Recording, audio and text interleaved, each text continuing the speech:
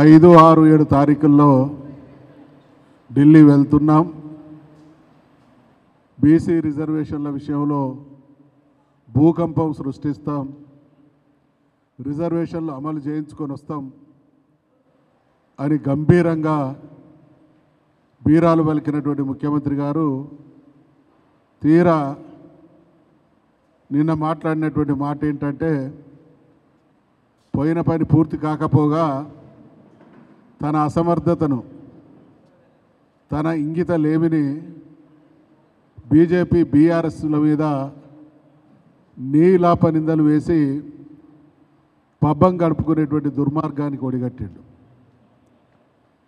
చాలా క్లియర్గా ఈ దేశంలో ఇటువంటి క్రైసిస్ వచ్చినప్పుడు ఏ రకంగా సాధించుకోవాలనడానికి 2 సజీవ సాక్ష్యాలు ఇటీవల కాలంలో చూసినాం మనం.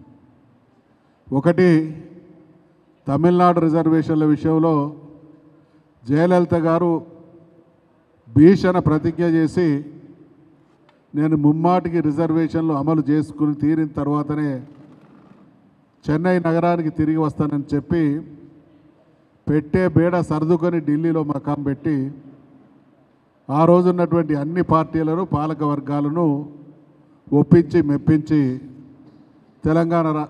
తమిళనాడులో రిజర్వేషన్లు సాధించడం జరిగింది. ఇవాళ రేవంత్ రెడ్డి డొల్లతనం, ఆ పార్టీకి సంబంధించినటువంటి కాంగ్రెస్ పార్టీ అంటే సోనియా గాంధీ, కాంగ్రెస్ పార్టీ అంటే రాహుల్ గాంధీ, కాంగ్రెస్ పార్టీ అంటే ఖర్గే, కాంగ్రెస్ పార్టీ అంటే ప్రియాంక గాంధీ. కనీసం వాళ్ళు ధర్నాలో పాల్గొనక, ఢిల్లీ మీద తీసుకురావాల్సినటువంటి ఒత్తిడి తీసుకురాలేక 100 పార్లమెంటు సభ్యులటువంటి ఇండియా కూటమికి నాయకత్వం వహిస్తున్నటువంటి కాంగ్రెస్ పార్టీ అగ్రనాయకత్వమే ధర్నాలో పాల్గొనలేదు అని అంటే, బీసీల విషయంలో, బీసీల రిజర్వేషన్ల విషయంలో కాంగ్రెస్ పార్టీకి ఎటువంటి చిత్తశుద్ధి ఉందో నిన్న జరిగినటువంటి ఉదంతమే నిదర్శనం. కాబట్టి ఇటీవలి కాలంలో రాహుల్ గాంధీ గారు కూడా స్వయంగా అన్నటువంటి మాట, కాంగ్రెస్ పార్టీ చారిత్రక తప్పిదం చేసింది, బీసీలు అన్యాయానికి గురి కావడంలో మా పార్టీ, మా ప్రభుత్వ పాత్ర ఉంది, దీన్ని మేము సవరించుకుంటాం రాబోయే రోజుల్లో అనేటువంటి మాట హామీ ఇచ్చినటువంటి రాహుల్ గాంధీ స్వయంగా ఈ ధర్నాకు రాకపోగా ఆ పార్టీ నాయకత్వాన్ని మెప్పించడంలో, ఒప్పించడంలో ఘోరంగా విఫలమైనటువంటి రేవంత్ రెడ్డి దాని మీద దుష్ప్రచారాన్ని మాత్రం వేరే పార్టీల మీద వేసేటువంటి ప్రయత్నం చేస్తూ ఉన్నాడు. రేవంత్ రెడ్డి గారు నిన్న ధర్నా సందర్భంగా మాట్లాడినటువంటి మాటలు, ఒక రాష్ట్రంలో మెజార్టీ ప్రజల సీరియస్ డిమాండ్ అయినటువంటి రిజర్వేషన్ల విషయంలో సాధించుకోవాల్సినటువంటి మనిషి అక్కడికి పోయి మాట్లాడినటువంటి మాటలు రెచ్చగొట్టడమే తప్ప అసందర్భమైనటువంటి మాటలు మాట్లాడి ఇవ్వాలనేటువంటి సానుభూతి ఉన్న వాళ్ళకు కూడా ఇవ్వలేనటువంటి దుస్థితిని కల్పించినటువంటి మాట వాస్తవం. ఏం మాట్లాడిండు? మోదీని గద్దెదిస్తాం, రాహుల్ గాంధీని గద్దెనెక్కిస్తాం. ఇవాళ కేంద్ర ప్రభుత్వం సహకరిస్తేనే రిజర్వేషన్లు అమలవుతాయి కాబట్టి కేంద్ర ప్రభుత్వాన్ని మెప్పించి ఒప్పించడానికి భిన్నంగా బ్లాక్మెయిల్ చేసేటువంటి రాజకీయం ద్వారా ప్రయత్నానికి సాఫల్యత రాదు. అంటే సాఫల్యత రాకూడదు అనేటువంటి దుర్బుద్ధి మనసులో పెట్టుకొని మీదికి మాత్రం నటిస్తూ బీసీలకు న్యాయం చేసేటువంటి ప్రయత్నం చేస్తూ ఉన్నాం అనేటువంటి మాటలు మాట్లాడుతూ ఉన్నారు. ఇవాళ మేము ప్రశ్నిస్తూ ఉన్నాం, తెలంగాణ రాష్ట్రాన్ని సాధించడానికి ఆ రోజు బీఆర్ఎస్ పార్టీకి ఉన్నటువంటి పార్లమెంటు సభ్యుల సంఖ్య ఎంత? చాలా తక్కువ పార్లమెంటు సభ్యులు ఉన్నప్పటికీ అవసరం మనది కాబట్టి దేశంలో ఉన్నటువంటి అన్ని పార్టీలను మెప్పించి ఒప్పించి తెలంగాణ రాష్ట్రాన్ని సాధించుకోవడం జరిగింది. మీది దేశంలో ప్రధాన ప్రతిపక్షం, భారీ సంఖ్యతో ఉన్నటువంటి కూటమికి నాయకత్వం వహిస్తున్నటువంటి కాంగ్రెస్ పార్టీ. ఆ రకంగా ఒక కూటమికి నాయకత్వం వహిస్తున్నటువంటి పార్టీ ప్రతినిధిగా ఉండి కూడా 3-4 ఎంపీలతో రాష్ట్రాన్ని సాధించినటువంటి విషయం కళ్ళ ముందున్న ఇంతమంది మెజార్టీ సభ్యుల సంఖ్యాబలం ఉన్నప్పటికీ కూడా రిజర్వేషన్లు సాధించకపోవడం అనేది రేవంత్ రెడ్డి సర్కారు ఘోరమైనటువంటి వైఫల్యానికి, బీసీల పట్ల ఆ పార్టీకి, ప్రభుత్వానికి, ఆ నాయకత్వానికి చిత్తశుద్ధి లేదనడానికి నిదర్శనం. కేసీఆర్ గారు ఆనాడు అన్నటువంటి మాట ఇక్కడ ఉటంకిస్తూ ఉన్నా, నేను ఆంధ్రప్రదేశ్ రాష్ట్రంలో ఢిల్లీకి వెళుతున్నా, తెలంగాణ రాష్ట్రంలో తిరిగి వస్తా అనేటువంటి మాట బలంగా చెప్పి అదే రకంగా తెలంగాణను సాధించుకొని తిరిగి వచ్చినటువంటి సందర్భాన్ని కూడా చూసినాం. ఈరోజు రాహుల్ గాంధీ ప్రధానమంత్రి అవుతాడు, మళ్ళీ మాట మార్చడం, మడిమ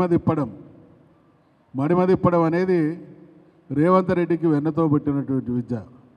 మాట మార్చడం కానీ మడిమ తిప్పడం కానీ, మాట మార్చడం ఆయనకు వెన్నతో పెట్టిన విద్య అనేటువంటి మాట ఎందుకు అంటున్నానంటే, అనేక సందర్భాల్లో సోనియా గాంధీ గారిని బలిదేవత అన్నటువంటి నోరది.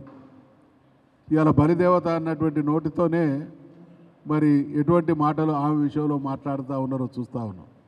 నిన్ననో మొన్ననో యూట్యూబ్లో ఆయన గతంలో చేసినటువంటి జయపాల్ రెడ్డి గారి మీద అన్నటువంటి మాటలు అన్నీ ఇన్ని కావు.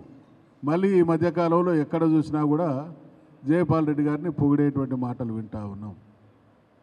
హైదరాబాద్ మహానగరంలో కొన్ని సభలు జరుగుతాయి. ఎక్కడ ఏ పార్టీ సభ జరిగినా మాట్లాడే వ్యక్తులు మాత్రం వాళ్ళే. ఇవాళ కాంగ్రెస్ పార్టీకి మాట్లాడతారు, రేపు బీజేపీకి మాట్లాడతారు, తదనంతరం బీఆర్ఎస్కు మాట్లాడతారు, తదనంతరం ఎంఐఎంకు మాట్లాడతారు. వీళ్ళని అద్దెమైకులు అంటారు. అదే మనుషులు అన్ని పార్టీలకు మాట్లాడేటువంటి విధానాన్ని అద్దెమైకుల పద్ధతి అంటారు. కాబట్టి రేవంత్ రెడ్డి కూడా ముఖ్యమంత్రి అనేటువంటి సోయిని మరిచి అద్దెమైకులాగా వ్యవహరిస్తూ ఉన్నాడు. దీన్ని మేము బీసీ ఉద్యమకారులుగా తెలంగాణ రాష్ట్ర సమితి బీఆర్ఎస్కి సంబంధించినటువంటి బీసీ నాయకులమైనటువంటి మేము డే 1 నుంచి ఒకటే మాట కట్టుబడి ఉన్నాము. ఈ బీసీల రిజర్వేషన్లు అమలు కావాలి అనంటే తమిళనాడు రాష్ట్రం ఏ రకంగానైతే సాధించుకున్నదో 9వ షెడ్యూల్లో రాజ్యాంగ సవరణ చేసి 9వ షెడ్యూల్లో చేర్చడం ద్వారానే సమస్య పరిష్కారం అవుతుంది అనేటువంటి విషయాన్ని మేము పదే చెప్పినాం. మాకు అనుభవం ఉంది, సుదీర్ఘకాలం పాటు దేశాన్ని పాలించడం, మాకెవరు సూచనలు సలహాలు ఇవ్వాలనేటువంటి అవసరం లేదు అని అన్నారు. శాసన మండలిలో, శాసనసభలో బీసీ బిల్లుల ప్రవేశపెట్టినప్పుడు దానిలో జరిగినటువంటి చర్చల సందర్భంగా శాసనసభలో మా మిత్రులు కొందరు, శాసన మండలిలో నేను కూడా మాట్లాడినటువంటి క్రమంలో మేము సంపూర్ణమైనటువంటి మద్దతు ఇస్తాం. రాష్ట్రం మొత్తం ఒకే మాట ఒకే బాటగా ఢిల్లీలో తెలంగాణ బీసీల ప్రతిధ్వని వాణి బాణి వినిపిద్దాం, తద్వారా ఆ ఒత్తిడిలో రిజర్వేషన్లు సాధించుకుందాం అనేటువంటి మాట మాట్లాడితే తప్పకుండా మీరు చేసినటువంటి సూచనలు పరిగణలోకి తీసుకుంటామన్నారు. ఒకే మాట ఒకే బాటగా ప్రయత్నం చేద్దామన్నారు. తీరా మాలాంటి వాళ్ళకు కనీస సమాచారం లేకుండా, ఈ కనీస సమాచారం ఎందుకు లేదు అనంటే వాళ్ళు అక్కడ చేసేటువంటి డొల్లతనం, వాళ్ళు అక్కడ చేసేటువంటి నిష్క్రియ, ఢిల్లీ మీద ఒత్తిడి తెచ్చేటువంటి క్రమంలో తీసుకోవాల్సినటువంటి చర్యలు, చేయాల్సినటువంటి ప్రయత్నాలు, ఆ ప్రయత్నాల్లోని డొల్లతనం మేము అర్థం చేసుకుంటాం కాబట్టి, దాన్ని ఎక్స్పోజ్ చేస్తాం కాబట్టి, వాళ్ళ చిత్తశుద్ధి, వాళ్ళ నిజాయితీ, వాళ్ళ నిబద్ధత ప్రశ్నించబడుతుంది కాబట్టి మమ్మల్ని పక్కన పెట్టి చేయాల్సినటువంటి ప్రయత్నం చేయకుండా, రావాల్సినటువంటి బీసీ రిజర్వేషన్లను సాధించకుండా ఇవాళ తిరుగుముఖం పట్టేటువంటి క్రమంలో బీసీ రిజర్వేషన్ల విషయంలో ఎవరో అడ్డుకుంటున్నారనే మాట మాట్లాడుతూ ఉన్నాను. అపాయింట్మెంట్ దొరకకుండా చేస్తున్నారంటున్నాను. అయ్యా రేవంత్ రెడ్డి గారు, నీకు రాష్ట్రపతి గారి అపాయింట్మెంట్ కన్నా ముందు అనేక సందర్భాల్లో మీ నాయకుడైనటువంటి రాహుల్ గాంధీ గారి అపాయింట్మెంట్ కూడా దొరకలేదు అని పత్రికలు పుంకాలుగా రాసినాయి. ఎవరన్నా మాకు అపాయింట్మెంట్ ఇవ్వాలనంటే దొంగను చూసినట్టు చూస్తూ ఉన్నారు అని అంటారు అని మీరే మాట్లాడి, చెప్పుల దొంగను చూసినట్టు చూస్తూ ఉన్నారని మీ అంతటా మీరు మాట్లాడి ముఖ్యమంత్రి స్థాయిని దిగజార్చి తెలంగాణ రాష్ట్ర పరువు ప్రతిష్టను దిగజార్చి ఇవాళ రాష్ట్రపతి గారు అపాయింట్మెంట్ ఇవ్వలేదు, దాని వెనుక కుట్ర ఉన్నది అనేటువంటి నీలాప నిందలు వేయడం ద్వారా బీసీ సమాజాన్ని ఏమార్చేటువంటి ప్రయత్నం చేస్తూ ఉన్నావు. ఇవన్నీ కూడా ప్రజాక్షేత్రంలో బీసీ నాయకులుగా మేము ఇతరత్ర వర్గాలు కూడా ఎప్పటికప్పుడు ఎక్స్పోజ్ చేస్తాం, మిమ్మల్ని నిలదీస్తాం. 42% రిజర్వేషన్లు మాత్రమే తెలంగాణ ప్రజలకు మీరు కామారెడ్డి డిక్లరేషన్ రూపేణా ఇచ్చినటువంటి హామీలు అమలు చేయడమే నీ నిబద్ధతకు నిదర్శనం తప్ప ఏది జరిగినా అది తెలంగాణ బీసీలకు ద్రోహం చేసినట్లే అనేటువంటి విషయాన్ని మేము తీవ్రంగా వ్యాఖ్యానిస్తూ ఉన్నాం. అదే క్రమంలో కొన్ని విషయాలు దాన్ని కామెంట్ చేయాలంటే కూడా మనసు బాధ అవుతుంది. రాహుల్ గాంధీ గారు ప్రధానమంత్రి అయితేనే రిజర్వేషన్లు సాధ్యమని అంటా ఉన్నారు. అంటే గోడకు మనం రాస్తాం కదా, రేపు తిరిగిరా అని ఏదో రాతలు లాంటిది, ఎప్పుడు చూసినా అది గట్నే కనబడుతుంది.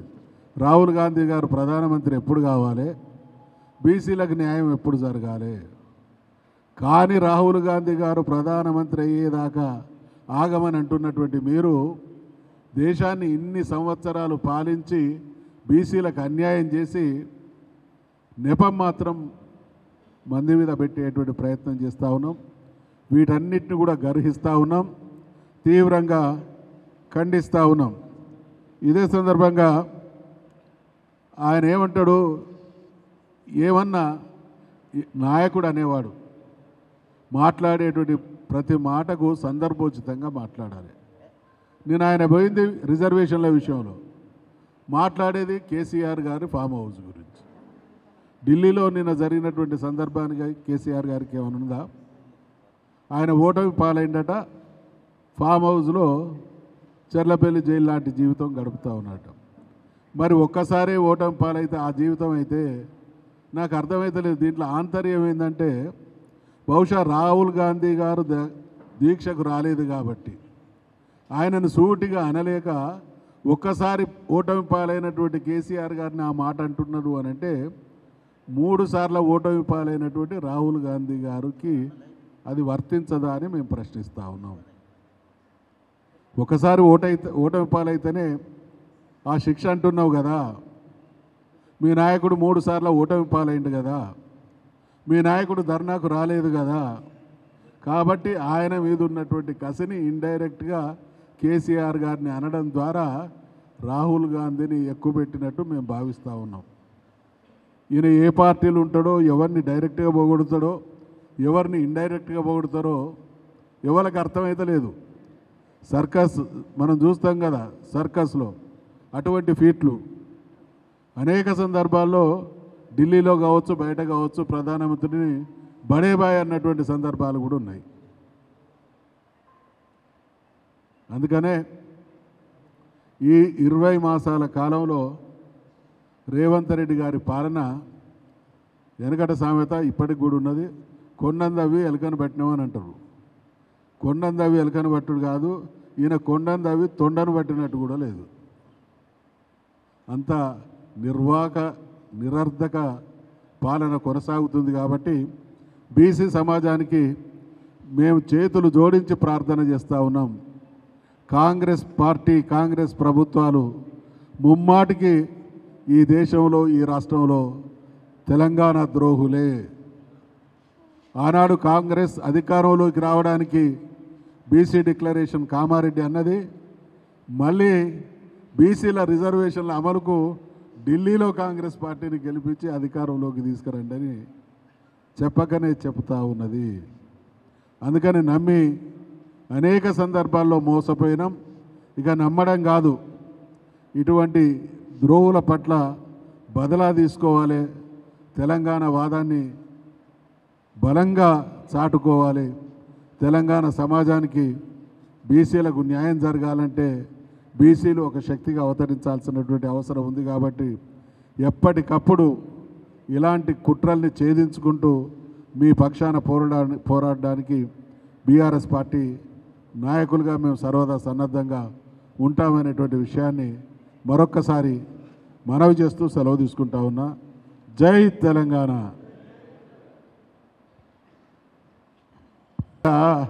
మా పార్టీ ఏమిస్తుంది అనేది ప్రశ్న కాదు. మీరు రెండు అంశాలు వేరండి.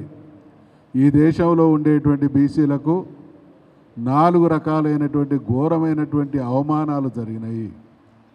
మొదటిది, దేశంలో కులగణన జరగలేదు, దేశంలో బీసీ మంత్రిత్వ శాఖ లేదు, దేశంలో సగానికి పైగా ఉన్నటువంటి వీళ్లకు రాజ్యాధికారంలో భాగస్వామ్యం లేదు, ఈ దేశంలో ఇప్పటి వరకు 200 మందికి పైగా ముఖ్యమంత్రులైనలు.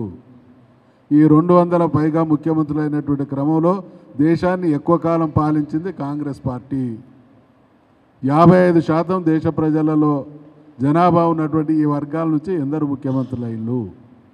వీటన్నిటికీ బాధ్యులు, జవాబుదారి కాంగ్రెస్ పార్టీ. అటువంటి కాంగ్రెస్ పార్టీ వాళ్ళంతటా వాళ్ళుగా ఇచ్చినటువంటి డిక్లరేషన్ 42%. బీసీ సమాజం దేశంలో మేమెంతో మాకంత అనేటువంటి మాట మాట్లాడుతూ ఉన్నది. రాహుల్ గాంధీ గారు కూడా మొన్న పర్యటన చేసినటువంటి సందర్భంగా జితనా ఆబాదీ ఉతనా రిజర్వేషన్ అన్నాడు. ఇది ప్రజల డిమాండ్. అయితే కాంగ్రెస్ పార్టీ అన్నీ తెలిసినటువంటి పార్టీగా, దేశాన్ని ఏలిన పార్టీగా, రాష్ట్రాలను పరిపాలించినటువంటి పార్టీగా, ఈ దేశంలో ఏ పార్టీ గెలిచినటువంటి రాజకీయ చరిత్ర ఉన్నటువంటి పార్టీగా వాళ్ళుగా ఇచ్చినటువంటి హామీ 42% రిజర్వేషన్లు.